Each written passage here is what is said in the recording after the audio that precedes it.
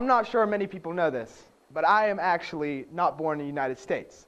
My dad is English, my mom's American, and I ended up being born in Alexandria, Scotland on March 19th, 1994. Not a good day.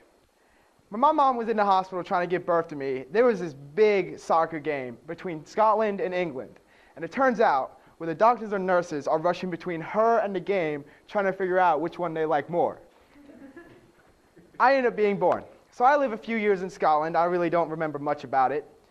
And my dad, being in the British Navy as a commander, got attached to NATO. So we start moving around, and we end up in Denmark. Best 4 years of my life.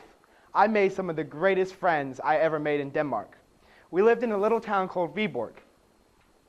We were about an hour from a place called Billund, which is actually the original place that Lego started.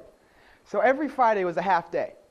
And I remember some of the best Fridays were when I'd get out of school, my dad would be right there, he'd be like, all right, get in the car, and we take off to Legoland. We spend the rest of the day there. Maybe another hour away was a place called Randers, just this little town. The greatest rainforest ever. It was like this little enclosed rainforest area. It was amazing.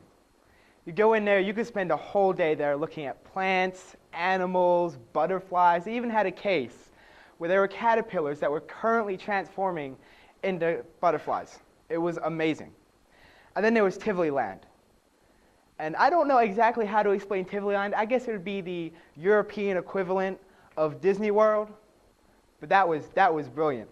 You'd go there, and you get like your old ride pass, and you spend all day there. Now, during Christmas in Europe is fun, especially in Denmark. Everyone's so friendly and nice. You go into shops, and it'd be like Christmas candies everywhere.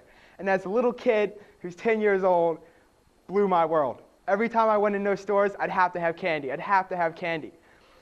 And in Copenhagen, the capital of Denmark, at night, they light it up, especially during Christmas. It is all lit up. They have train rides everywhere, lights everywhere. People are friendly. So it would always be a tradition that during Christmas, we'd go into Copenhagen for one night, and we'd just see the lights. And another great memory of mine is it was when I'd go to Legoland in Denmark. It would be the closing, and we'd always spend the night there. But on the final night, they'd have the most fantastic fireworks display ever. But then it's finally time to end. 4 years are over, and I have to come here to America because that's where most of my family is. And I think one of the funniest times I ever had was I was on the plane. And I had never been really to America before. I didn't know anything about the school system or anything. So here I am on this massive plane, and I see a yellow school bus. And I go, Mom, is that a yellow school bus? I can't believe it. Yellow school buses.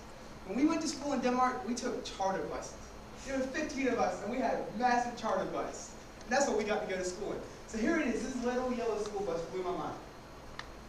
And so I guess I'll finish there because this is my first speech, and I'm not really the best at doing this. That's a little bit about